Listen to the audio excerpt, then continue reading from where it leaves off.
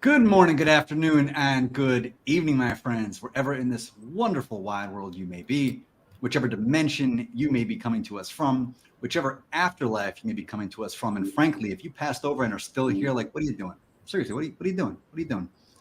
Welcome to another episode of 40 Going on 4, the show that helps you rediscover that inner child that got into the most epic food fight in history at the Leadership Development Conference last week and got you fired. So don't do that next time. But we're here to talk about how to bring out your inner child in day-to-day life. And I have the most incredible guest to help us do that today. I have the great, the wonderful Olga Moshinsky-Woltman. Olga, what's Pronounced it happening, my well. friend? Hey, Jeff. So, Olga, I'm going to give you the quick bio here. So we do this whole LinkedIn establishing credibility thing, which is ridiculous, but we'll do it because this is the game we play. Olga is the founder of Lemon Skies, which is an awesome consultancy that helps your nonprofit or cause go to the next level with fundraising, with messaging, and 10 million other things that I'm not going to do justice to by talking about today. You want to check it out? Go to lemon-skies.com. Olga is also the founder, the host. What are we doing? 2023. Help me out. What's the word? I got nothing. The Duchess. Duchess. She's the Grand Duchess of the People of Substance podcast. She had me on there. I have no idea why, but I'm glad she did. It was awesome. Olga, how's the week been treating you? It's been a long, short week, but I'm glad to be here. And Friday is within reach, so weekend is within reach. So thank you for inviting me. Absolutely. I'm glad to have you. I want to give a shout to everybody here in the comments. We've got Kim Lechner. Kim, what's happening? Mike. Now, I won't even begin to pronounce Mike's last name. We had this whole thing. Mike is one of my fantasy football rivals this fall. He is my sworn blood enemy until the beginning of the year, but I'll still acknowledge him because I'm glad he's here. Lori Horn, what's happening from beautiful North Carolina? Lonnie Ray from even more beautiful Tennessee. No offense, North Carolina. You know I love you. And everybody else here today, we're going to talk about you time. What does that even mean? You time. Olga, if somebody were to say, what do you do for you? How do you even answer that question? Well, Jeff, I just said yes to being on live stream so I could have some me time. So that's kind of why I'm here today. It's a juggle. We all have the same 24 hours in a day. And I'm a strong believer in work and responsibilities. I try to lean into things that I enjoy so it doesn't feel like a chore. I'm not saying that it never feels like work, but I do enjoy what I do. So that certainly is helpful. But, I am a creature of habit. I believe in discipline over motivation. So me time comes in the mornings on my Peloton or on the trail running. So that's very much me time. I try to carve out small bits and pieces. I don't think it's ever hours and hours, but a 5-minute walk with my dog or 10-minute walk with my dog, I usually have audiobook in my ears and, try to maximize it by accelerating the play speed. So I'm multitasking and accelerating at the same time. So that tends to help. And then I try to carve out some time on the weekends, whether it's being at the pool or playing sports or doing art, whichever motivation strikes. Well, one thing I could say, Olga, is that we've been connected for a while, and I've been lucky enough to kind of follow your journey and seeing how you've built your business, but also while being this kick-ass mom who's, taking the kid everywhere and doing this, that, and the other, and you're running the whole thing, and you're like a lot of people out there, and we said we're not going to use the word midlife. I just used it. We're not going to use it again. The idea of anybody over the age of 22. How's that? You become an adult. Yes. In adulting, we get so bogged down with the responsibilities of adulting, of being a parent, of running a business. And we think that 100% of our time has to be dedicated to that thing we are helping to keep alive. But we never worry about the thing in the mirror we help to keep alive until it's time to go to the doctor and get an EKG. So what are the things that you do? You mentioned some of the activities you do, but what are some of the mental tricks that you kind of employ when you feel like, all right, it's all about the kid, it's all about the business. How do I just carve out a little bit? Like, how do you make that shift? I'm not sure I have mental tricks. That's a great question. But I think it's a little bit more of a mindset. I guess I try to not wrap my entire identity around my children. And, as teenagers are getting older, it's also um, validating, to remind them like, look, you're a really important part of my life, but I'm also a person of my own. So I think kind of keeping that mindset and treating yourself as a human and having opinions and wants and needs. I think that's really, I'm not sure I would describe it as a trick. It's just really how you see it. Because and it is humbling to them when you remind them like, hey, like, don't assume that I revolve around you 24/7. That's magic. Now, parents in the comments, let's hear you. How many times have you had to have that conversation with your own kid, where the kid has this Straight up guilt told them that. assumption? Yeah, I So- straight up told them that. How do they respond to that when you say that? Humbled. I mean, it was just sort of like, oh, like I got this attitude about sitting at the banquet with me, because I'm very embarrassing, and I'm the mom, and I'm like, look, buddy, like I run a business, I volunteer, I do sports, I have my own friends, I have my own interests and hobbies. So it was a good reality check to not be so self-centered for them. I love that. And by the way, we have a dangerous situation on our hands. Just want to give everybody an alert right now. Mike is going to go straight up Mr. Burns on us and release the hounds. This is a situation that is not going to end well. If anybody knows Mike, I'm just telling you straight up, it's not going to happen. But I'm worried. It's not, yeah. So okay, pretty much every day, Laura's got to have this conversation like, yo, it's not all about you. No, it's not all about you. It's just not. Love you, but it's not all about you. Ana Maria, hola. Loving this is necessary and are small still and don't really like it. Now they're old enough, I think. I lost track of them. What are they, like 19 and 22 now, or 2 and 4? I don't know anymore. But no, I have 2 teenagers, 13 and 16. 13 and 16. Everybody, it's Friday. Buy Olga a drink for happy hour. She's dealing with a 13-year-old and a 16-year-old. It's fine. I mean, we'll probably go to a high school football game, like we do Friday as well, but it's all good. How do you balance that? How do I walk me through that? Yeah, how do you balance that with like, okay, I know you think it's about you, but it's kind of about me, but it's about us. Like, how do you find that kind of rhythm and flow and that give and take? Well, you kind of know when something requires more of your attention. So, sort of comparing it to putting out fires, like, when work requires more attention. And, it's not without a healthy dose of guilt all the time. Like, I'm sure anybody who's a working parent or, has creatures to keep to take care of, or a caregiver, or any number of situations, like guilt is sort of, you don't dwell on it, you're just sort of like, okay, that's just part of the mix, and you kind of lean into one area today, another area tomorrow, but you just try to achieve that balance on the whole. It's not all at once, it's not all at the same time. It's just sort of continuous flow. I feel like it's a sensible way of going about it. And I know that as soon as you mention the word guilt, it's like the comment section. It's like people with Dobermans, like when their ears like perk up. So like all the Catholics and Jews, like, did somebody say guilt? They immediately they're locking in on this right now. So you got their full attention. It's conditioned in us. Like nothing is ever quite enough, right? It never is. DJ, wow. That's a litter. That is awesome.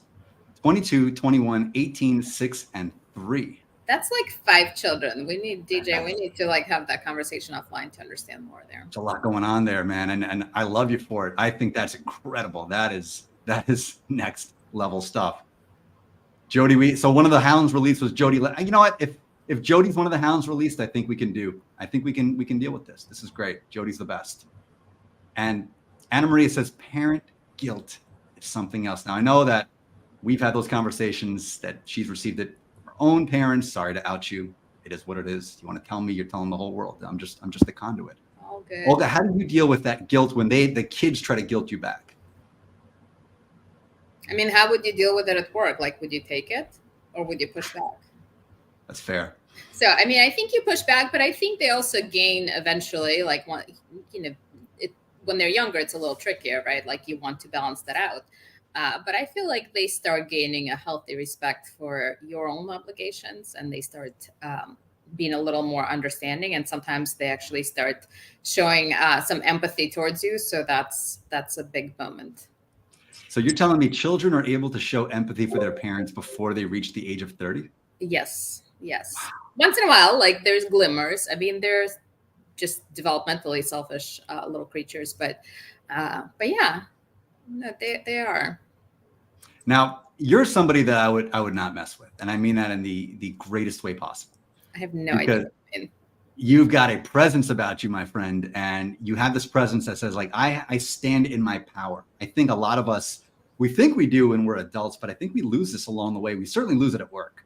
We lose it with our bosses all the time. And if we have our own businesses, we often lose it with our clients. So how do you carve out that time when your clients are coming at you at 11 o'clock at night, at 3 o'clock on a Saturday? So I will say, I've been very fortunate that clients typically don't come at me at those hours, just the nature of what I do. I mean, unless the house is actually on fire, the house is not on fire. So, thankfully, I don't often have those moments. But I think it's, again, just kind of prioritizing and looking at what needs to be done now versus what can be done a little bit later. And it's about setting expectations. It's not about just sort of going radio silent. It's like, hey, got it. Thanks. I'll follow up. And I also find that a lot of times, you know, I personally will pre-schedule emails because I don't want to send something on a Saturday or a Sunday to a client or to a partner. So I will pre-schedule things. But I often find that people send you a communication not because they expect an immediate response. That's just when they're working. So it's sort of like the ebb and flow of today. Just because I'm working today, I'm not expecting you to be on my schedule. So, and I if it's respect that. urgent, and if it's urgent, I will tell you. But yeah, but I wouldn't And mess with me either, Jeff. And I love that. And what is urgency even, right? I mean, everybody has their own version of urgency. I think if your appendix is about to burst, that's urgent. If your fantasy football team is about to go completely upside down because you have an injury to a tight end, that's an urgency. But I think generally speaking, at least in a professional space, urgent is something that's thrown around like absolute candy. Mm-hmm. But is it actually urgent? And do you find that with your kids too sometimes when they have this thing which to them, because when you're young, everything is urgent. You have no frame of reference of time. So how do you walk them back from the ledge when they have this urgency that comes up? Well, I mean, sometimes you have to acknowledge where, they really will go off the ledge, and it really, their perceived urgency is actually to them is earth shattering. So it's sort of having a little compassion for them. But I think with urgency, I think sometimes we mistake lack of planning for urgency. There's certainly breaking news or, situations that require a rapid response. But I think most of the time you try to avoid urgency rather than have to address it once it's blown up. No, that makes sense. It's like it's differentiating it. And just to be clear for everybody watching at home, when she said breaking news, that is not a reference to my harebrained satire. It is like actual breaking news, like Actual breaking news, yes. Real breaking news. Now, what refills your cup? This is something I think that we love to talk about, but we rarely put into action, at least on a consistent basis. When you feel like, all right, I'm depleted, I've given everything I've got to the kids, to work, to this, to that, what just refuels you? What energizes you? So literal cup, right? Yes. Usually espressos, certainly do. But I think it depends, right? Sometimes I just need to do something active. For me, that's certainly, I just need that physical activity on a daily basis. That definitely, endorphins make people happy, and happy people don't snap. So I think physical activity is huge for me. It's definitely a way of living. I think it's taking joy in smaller moments. Sometimes in the middle of the day, just sort of being in the sunshine and taking the dog for a walk, or just just enjoying a small moment. I think some of those little moments with your kids, when you can easily let them pass by, but if you just sort of recognize them in the moment, it can be very grounding. And then sometimes you just need intellectual or creative type of, I certainly find myself needing to reconnect with that. So if I'm not doing something artistic, or I haven't been to an art gallery for a long time, I definitely feel the pull. And then, and books and podcasts, I consume a lot of content, and I find that fuels me very much, because my brain is firing on all cylinders, and I love nothing more than finishing a book and crossing it off my list. So I find a lot of satisfaction in that. Well, I'm going to give you a recommendation for another podcast if you want to add to your list. And it's going to be a shout out to somebody here in the comments who was kind enough to join us live at 1 o'clock in the morning in Japan. Mark Reed's got a great podcast called Zen Sandwich. It is SAMMICH. I should have actually put it up there. What the hell? I'm actually going to create it right now. Let's do it. Yeah, just I'm going to create the banner for it. Mark, you deserve this shout out. Everybody out there, this is one of the absolute best podcasts in the world. I don't think I knew Mark was in Japan. I've certainly seen him in social space, but I had no idea you're in Japan. Check it out, everybody. Zen Sandwich. This is a way to ground yourself with the wisdom of an erudite, astute, leveled up, ascended master from the great state of Alabama. You will love it. It's absolutely glorious. Is sandwich a reference to sandwich? Don't worry, Mike. I'm going to give yours a shout out next week. I just can't do this for everybody. And of course, DJ's got a great program too. You're all going to get the shots. It's all good. But today, it's going to be a sandwich kind of day. And Olga, I love what you said about that, about listening to podcasts as a way to recenter you. Physical activity is great too. Susie mentioned is awesome. And yeah, for real, like he's here overnight. It's amazing. This is dedication. It really is. Now, what are your thoughts about creation? Because you have your own show that you do. How does creating refill your own cup? I think it doesn't refill my cup per se. I think it's just really an extension of things that I'm thinking about or considering. So it's just really more of an outlet rather than a refill, if you will. And, it's not in a very linear way where I read or listen to something and it translates to creation, but it just sort of informs my thinking, and it might be 5 steps removed, but it's certainly kind of what I'm focused on in a particular moment, or, what I'm really kind of thinking about. I think it channels itself very naturally, if that makes sense. It totally does. And one thing I was really interested for you to share with us, I think the work you do is extraordinary. And I'm not just saying that because you're a guest and I'm just trying to fluff you up here. It's true. You do extraordinary work. And one of the things I know you do a lot of work with is ALS in particular. Mm-hmm. And for those who are not familiar with ALS, I would hope everybody is, but it is the most diabolical disease truly known to man. And what you're doing, Olga, to help move the puck forward on getting to the other side of this is inspiring. But you also deal with a lot of patients and a lot of their families, and you see the ugly side of this up close and personal. So how are you able to draw that line between kind of taking on what you're experiencing through their struggles and then also being able to shut that off and to go into your happy zone? Yeah. How are you able to work that out? Well, and in fairness, my colleagues that are in clinics and working with families are much more at the front lines of it. But I think it's sort of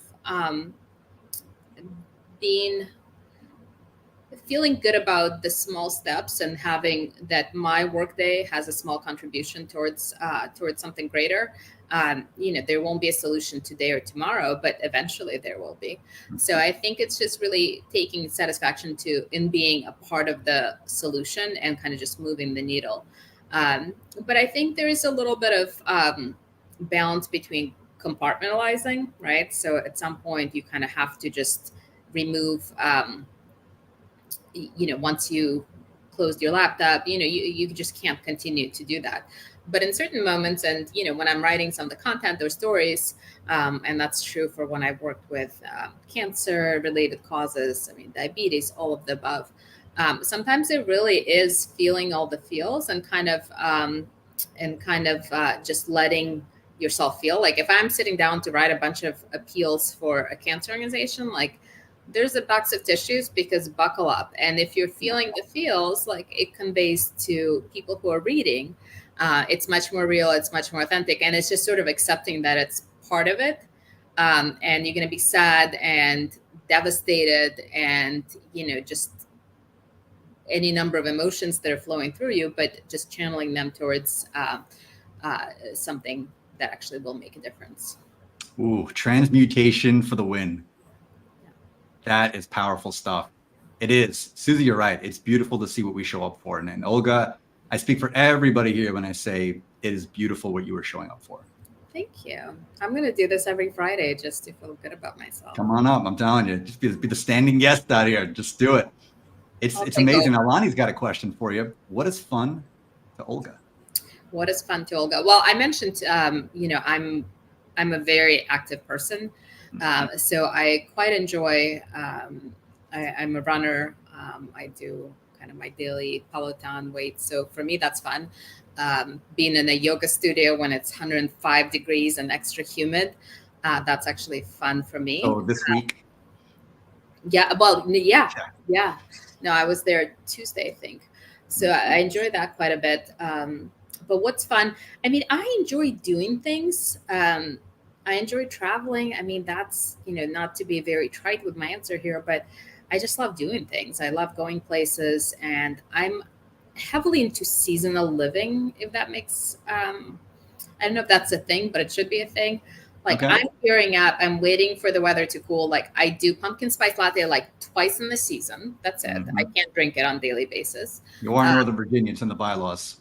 Yeah. No, I mean, I just want to do it like once or twice. That's it.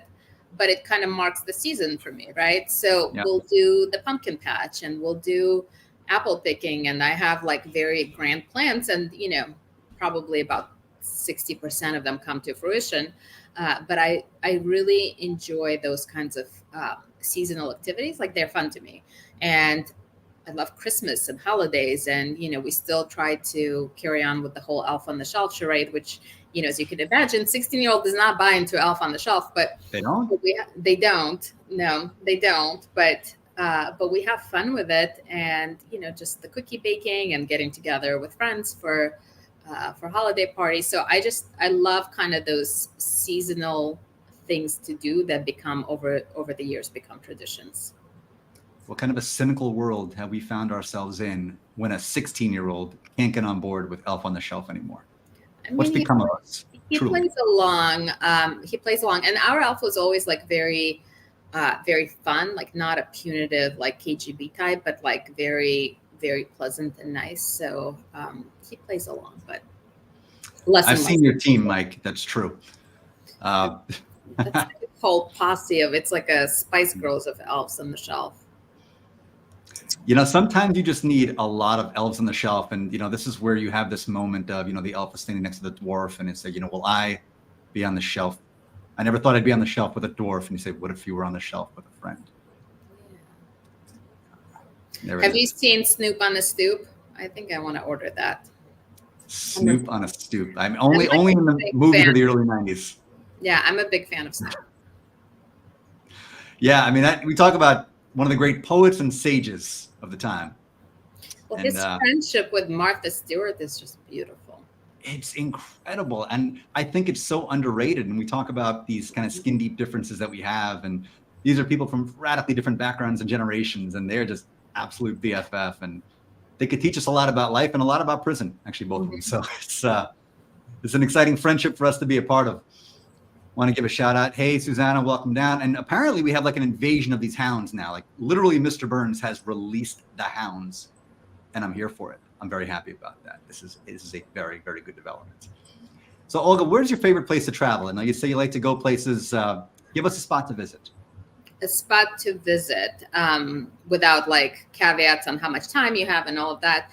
I actually, my favorite place I think I keep coming back to is England, London.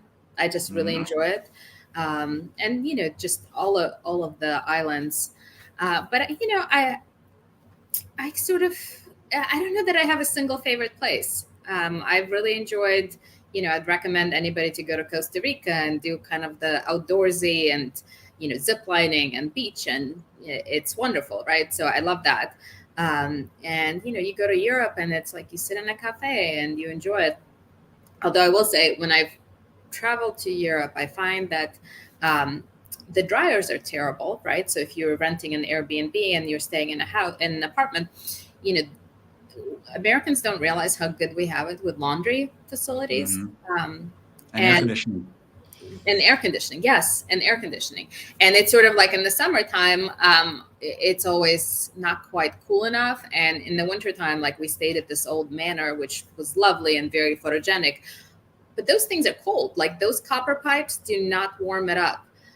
So so I think any of those would be lovely. I'm really hoping to plan a trip to Morocco. That's like my place that I'd love to visit that I have not been to. That'd be really cool. I'm all over the place, Jeff. Like I wish I could tell you like this is the place, but if in doubt, go to London. But on my list, Morocco, southern Spain, and southern France are my 3 destinations that I hope to visit. And then and California, right. Northern California. California, okay. Yes. Like, do you want to visit or you love to visit? I love to visit. Okay. Oh, and awesome. Maine, also Maine. Maine is lovely. Maine is amazing. Not in January. And I like Argentina too. I really love Argentina. Have you gone to wine country down there? I have a couple times actually. How was it? It was fun, and we actually took a tour, like a bus over the Andes to get into Chile, so that was really great. But it's just, I just love it down there, the vibe, and people are really friendly, and yeah, food is delicious. Like everything about it is wonderful. I want to wrap up this live stream and get on a plane to Argentina today. This sounds so good right now. And I will second London. It is I think my favorite place in the entire world to visit. London, Ontario, that is, for those of you who've not been there. London, Ontario, they have a Tim Hortons there. It's right downtown. The coffee is absolutely average, but everything else is absolutely average. So you really like it. I would highly recommend checking it out. If you're ever taking a road trip from Toronto to Detroit, which I know is a very common route for, I think, nobody in this chat, but if you ever decide to do that, London, Ontario. I'll add that to my long list. This is great. Now, all right, London people, CVB, I need a little bit of a shout out over here. I need a free trip. I need to be one of your video influencers to get, anyway, that's not happening. But Maine is pretty great. And this is, I think, a lot of people, I have these conversations all the time about places people are going. And a lot of times we think it's me time, but if we're taking the family or we're doing this, we're doing that, we get so busy, we're over-programmed or over-scheduled. We need a vacation from the vacation. Anybody else experience this? So Olga, when you travel, how do you still find a way to actually enjoy it and relax? So it's I use the word balance a lot. So we sort of have like the backbone for travel where it's more or less an itinerary, but also not trying to see everything and do everything, right? So trying to find some unusual things. I try to mix in, if it's a city vacation, I really like to do little side trips to kind of more rural or country or nature. That's really enjoyable. And, I can talk about it for days. But, if we talk about kids, like my kids are good travelers. Like if you airdrop them somewhere in the world, like they would find their way. They would be fine. Over the years, like, look, we've had all the, perils of travel with small children, but at this point, like their world is not, like they're at home anywhere they go. So they enjoy it. And I try to kind of build in some surprises, like we'll do tons of, I forget what city we were in, but I found out there was this giant sculpture in front of a financial building of a hand with a middle finger up in there. And it's like ginormous, right? Like that's the Wasn't in New York? It was in New York. It was, I want to say it was Milan, but I'm not sure. So, and I didn't tell them it was there, but we just sort of randomly happened to stumble on it. And just seeing their reactions, like they were like, they look up and realize what they're looking at because it was hot and we're walking and they suddenly realize it. So that was pretty priceless. That's amazing. Now, in Milan, as you're describing this, I'm thinking if there's going to be a statue of a hand gesture, it would probably be something like this. But I guess it was okay. All right. Just got to qualify that. Great. Susanna, we appreciate you popping in, my friend. Thank you so much. And it looks like we have, because of this conversation, a meeting that's about to go down between Susie and Anna Maria in Marbella, which is awesome. And now I have crazy FOMO. Now, we're talking about dream destinations. We got one right here. Mark Reed's dream travel destination is Kentucky. Now, he's scared of third world travel. I'm going to refrain from any jokes about Kentucky being a third world destination. I won't make that joke. I will just imply it by saying I'm not going to make that joke. And we have a Kentuckian here in the chat. Mike, I will allow you to defend the honor of your great state, because I know that's who it was directed towards. But truth be told, I actually like Kentucky a lot. So if anybody is looking for a great trip, Kentucky is actually a great one. And not just the Bourbon Trail, which is great, and not just the Derby, which is great, and not just Kentucky basketball games, not great. Not great. But actually getting into the real rural Appalachian areas of Kentucky, Eastern Kentucky, Pikeville, great people there, destinations that are not often visited. And this, we talk about refilling our cups and re-energizing our spirits. There was something that's been coming to me recently about the concept of random pilgrimages, about going to a place that nobody else goes just for the absolute hell of going and experiencing something that none of your friends have been to, none of your family's been to, nobody in your professional network's been to. Olga, have you been to a place in your life where you felt energized and invigorated that may not be on the beaten track?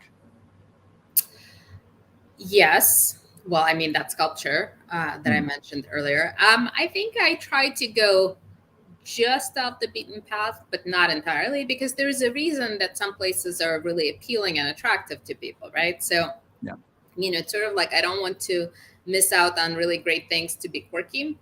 But I think sometimes finding an alternative that's just a little more interesting and just a little bit more local and insider, but not completely off the beaten path. Like, the small town that has nothing, has no tourist attractions. I mean, at the end of the day, do I want to spend my finite leisure time doing that? Or do I want to visit all the places that I haven't been to? And fully experience, right? Like eat, drink, enjoy, mingle. Yeah. And I think, Jeff, I find that, no matter where you go, you can have a very typical experience, or you can have a more off the beaten path experience, right? So you could go to the same city or the same town, but you could find something that's just a little bit different. Like we went to Mexico this summer and we flew into Cancun, of all places, which is very much a beaten path, right? Many sandals and flip-flops. But we didn't go to Cancun, kind of the strip with all the hotels. We went to a much smaller town that was further south, probably about maybe 20, 30 miles south of it. And it was very, very lush. It was like Yucatan jungle, and, it was very local, and the food was fantastic. So it was just it was just off the beaten path, just enough to make it unique and interesting, but close enough to a convenient airport and amenities that we might need. Mix, I feel, right? You got everything you need. You're close enough to it, but you can have this unique experience that it's not this boilerplate experience. Yeah. I think this is part of what we try to find too, as we navigate the jungles of adulthood, is what is an experience that's going to be uniquely mine, right, that I'm going to be able to put through my own perceptual filters without everybody else's reference point of you have to eat here and you have to go here and you have to experience this. Okay, I checked those boxes. What I've just done is live your life. Right. Well, and I think it's sort of what you said before, right? Like standing your ground. I don't have to prove anything to anybody, right? So it's sort of like, what is it that I actually want to do, and sticking with that. That's it. Now we got some good country wisdom coming here. Nothing beats staring a mama moose in the face. Can't buy a ticket to that, but wow, is it worth the risk? Lonnie, I have to know where this happened now. I was driving in the Northlands last week, coming down from Quebec through Vermont and all that, and there were moose signs everywhere. And there was a part of me that's thinking, yeah, it would be great if a moose did not jump out in front of my car, and part of me thinking, what a story this will be for the live stream if it did. It didn't. But I'm telling you, at least in my mind, it was a great story. So I can create a story out of nowhere. I can be like a complete narcissist and just invent something and make you think it's true. But hey, Jeff, is that your dad in the comment section? It is. Really? Yes, it is. Yeah. He's joining us live from New York. Oh, that's fun. Can we have some Jeff stories, like, something embarrassing from his childhood? Would that be okay? I've got a lot. There's a treasure trove. No. I'm not asking you. I'm asking your dad. Oh, I know. I'm just telling you. He's got plenty. He's a good soul. I don't know if he'll share it. Now, if my mother were here, she would absolutely do it. She's got things to do today, but She would definitely share those stories. There's no question about it. Maybe next time we'll actually have a just embarrass Jeff hour. I'm good for it, and I love it. Let me have it. Let's roll.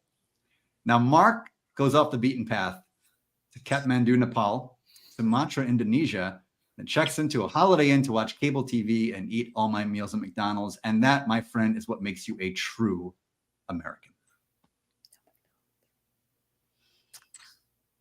That's how we do it. That's how we roll. No chicken. And it looks like the moose story was in Alaska. Have you been there, Olga? Been to Alaska? No, I haven't. I was planning a trip there, but I ended up in London.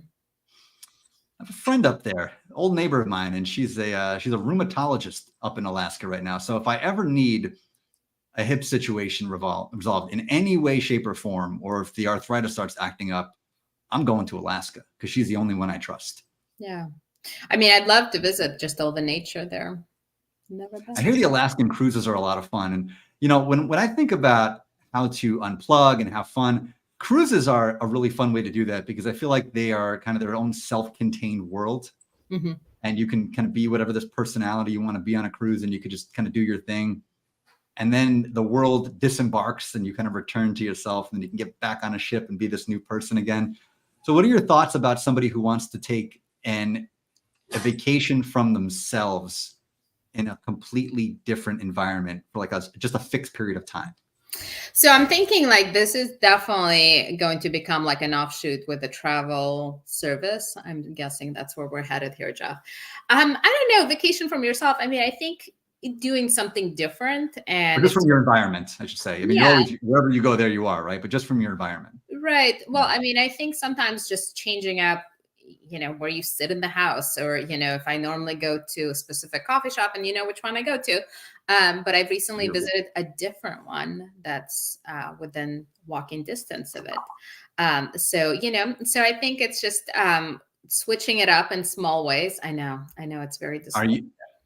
Are you cheating on Amori Roasters? Is that what's happening here? I mean, okay. In fairness, this other place, what's going on? Yeah, this place has pistachio lattes, which I never knew was a thing. And I've gone twice now. You've got my full attention. Mm-hmm. I love pistachio. They've got like a little sprinkle of pistachio on top. And pistachio is like the hot nut this summer. I don't know if you were aware. But I mean, you were not, well, now you are. I am. You learn something new every day. Where's the rainbow? The more you know. Where is it? Somebody give me a rainbow comment. Somebody give me an emoji. I think they're coming, right? They're coming. So yeah, I mean, I think just small switch ups sometimes help. But I also find like things that make you feel, I don't know that I would do like super high risk type of situation, but like zip lining or just something that's just a little bit more intense, or like trying, I've been looking for a new sport to try, you know, so things like that I think can be really helpful as a reset. Yeah.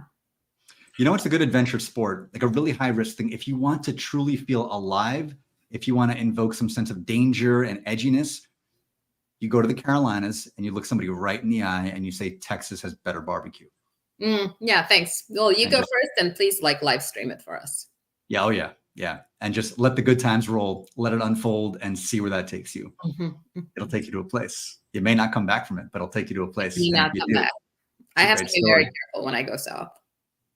Now I'm going to Kansas City in a couple of weeks, and I may say that to them, and they are very, very proprietary about their barbecue there. So people are very opinionated about barbecue. So they are, yeah. I have a lot of very firm opinions about different American types of barbecue, and I'll debate anybody, anywhere, anytime. Like I don't say that very often. I'm not like the Joe Rogan type, but I will debate anybody, anywhere, anytime on the merits of American barbecue. Let's go. We're gonna have a whole show about it. Now, food-wise, what are the comfort foods that give you joy? What are the foods that make you happy? What are the foods that if you're having a most stressful day, kids are driving you nuts, the work's going crazy, what can you eat that will just put you in a happy place that day? I am not motivated by food. Not That's motivated the truth of it. No. Okay. I mean, there's honestly, I mean, I enjoy things, right? Like, but there's really not anything where it's like, oh, you know, like a pint of ice cream.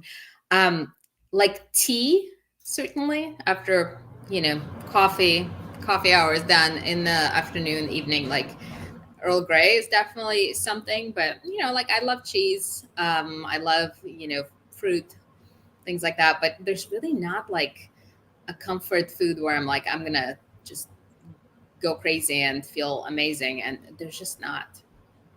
So a better question then from the great Lonnie Ray, what drink makes Olga smile? So Earl Grey. You know, there's been like a trend, I think before it became trendy, like sober curious.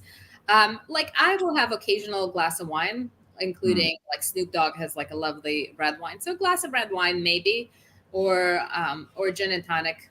That's kind of the most I will do.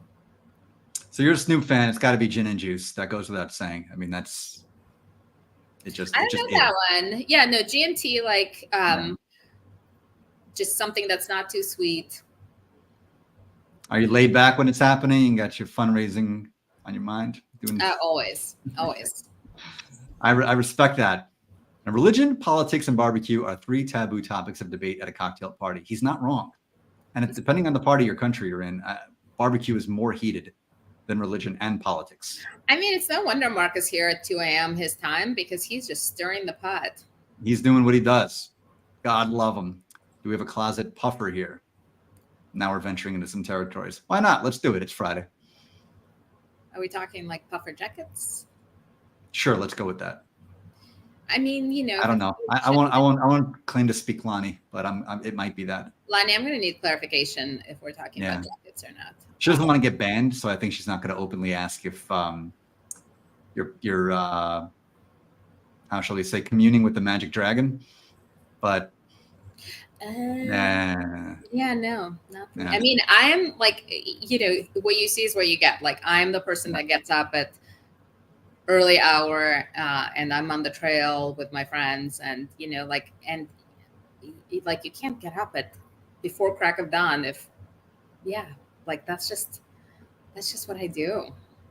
So you actually are part of the 5 a.m. crowd. Like you do it. Oh yeah, absolutely. We actually have a person who really it's does more it. like 5:30 or 6 now, in fairness, but yeah, absolutely. So that me time, that's great. So when do your kids get up normally? So they get up quite early, but you know, they're fairly independent. Oh, thank you for clarifying. Okay, I didn't know that. Yeah. There's okay. No, I mean they have to get up fairly early, like 6.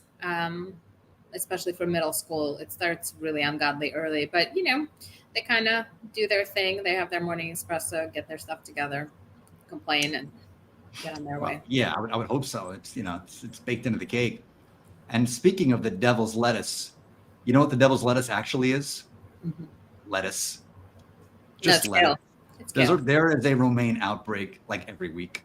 It's just lettuce. You don't even need a qualifier. Devil's lettuce is just lettuce. That's it. So if any of you out there are going to go out there and venture bravely to go eat a salad, that to me is more brave than skydiving. Are you like a salad hater? Oh, I'm not a salad hater. I'm more, I would say I'm more of an E. coli hater than a salad hater. Okay. But yeah, you give me some spinach and some, you know, some beets and I'm raisins. I'm happy. I'm good. I'm vinaigrette. I'm good to go. I'm all set. I think we have a profound comment coming in from Lonnie, which is, well, what else is new? We always get profound comments, but a parapsychologist said it causes your left brain to stop being analytical and allows the right brain, intuitive self, to come through. I think we're talking about the devil's lettuce here. Yeah, I think so. But do you get any time in the morning before the kids get up to just be you and just a totally quiet house?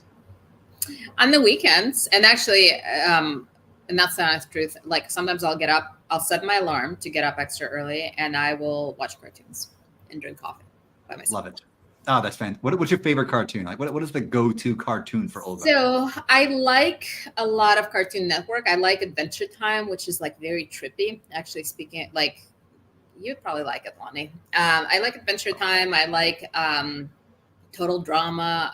I like Pokemon. I like Pinky and the Brain, if you want to go old school. Yeah. So yeah, no, I mean, legit. I mean, if you're going to watch animated characters on a Saturday morning, you'd hope they at least want to take over the world. Oh yeah. There you go. There's or save the world. Pinky and the Brain are profoundly wise. They really are. Yeah. This is and for those of you young enough, and which is, I think, nobody in the comments, so there's no need to qualify that. Y'all remember Pinky and the Brain. Pinky and the Brain was the best. They're awesome. And it should come back in syndication. I want to have Pinky and the Brain on this show to talk about taking over the world and what that means for you, the working professional. What do you think? Taking over the world. Yeah. I don't know. I mean, is there such a thing as taking over the world in professional sense? I mean, I think it's just sort of, yeah, I don't know that I have a great answer for you on this one. You always have a great answer. I feel like we're at an impasse for the first time. I just don't think I've ever thought of it that way, the way you're describing. Like, you know, professionally, it's just sort of like, I move on quickly from, like, once I've hit a milestone or like a, you know, a goal or whatever, I kind of move on quickly to the next thing. So I don't think there's ever going to be like, I've taken over the world, because there is always going to be something next. Now we're getting deep, and there's always at one point in this show we start really getting down the rabbit hole, and now we're talking This is it every time. And there's always that continuity of consciousness, that eternal continuity. So no matter what you do, there's always another thing. I'm just trying to keep up with y'all's comments on, you know, the lettuce and all of that. And Felix the cat, there's a lot of, we got cat situations happening here now. Yeah, he's good. He's good. Yeah, absolutely. And George dropping the knowledge. I won't even say it out loud, because then the, you know, mysterious black van is going to show up outside of my house. I don't need that. So this has been an awesome conversation, because I think, first of all, because you're here, it's just going to be an awesome conversation. And because of all the incredible people in the comments today. But it's really good, I think, this week. And I was really happy we were able to get it done this week, this conversation, because the post-Labor Day morass hits a lot of folks. You know, the kids are back to school, work is ramping back up, and this summertime of leisure is gone for a lot of folks. So now it's, I have no time left for me. The summer's over. I won't have another break until Christmas, and then, you know, God knows what else afterwards. But that doesn't have to be true, does it? No. Well, first of all, you know, there's so many fun things to do in the fall. I mean, like I said, I'm all about seasonal things, because you miss them the rest of the year. And, you know, like the football games and the lattes and the pumpkins and Halloween, and like we go to the scary forest where you walk through it and like people jump out at you. So I mean, there's just a lot of things to look forward to. You just kind of have to embrace the seasons. And also, summer is not that leisurely. Let's be real. It really isn't. I think it's a little overrated. I like summer, but fall to me is where it's at. Fall's the best season. I absolutely love the fall. I have a very important question for you. Yes. Butter or margarine? Where do you Butter. stand? Yeah. Butter. Same. I can't get on team margarine. Anybody in the comments, where do you stand on this? This is an important one. This is, to me, is a test of character, but you won't be judged either way, even though he'll judge you. Well, and no, like, I wouldn't say I consume butter like in extensive qualities, but like for baking and stuff, definitely butter. George, I'm blowing you a kiss, my friend. Thank you. Appreciate you all the way out in Hawaii. Hope you're doing well out there. Oh, wow. Okay. Yeah, very kind.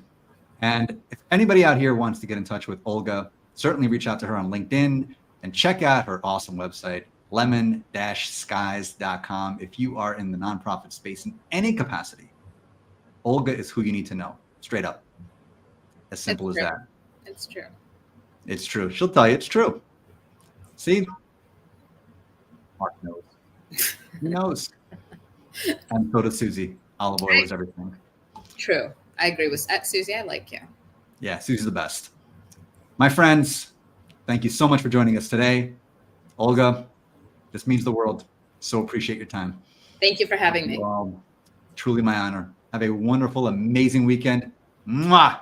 I love you all.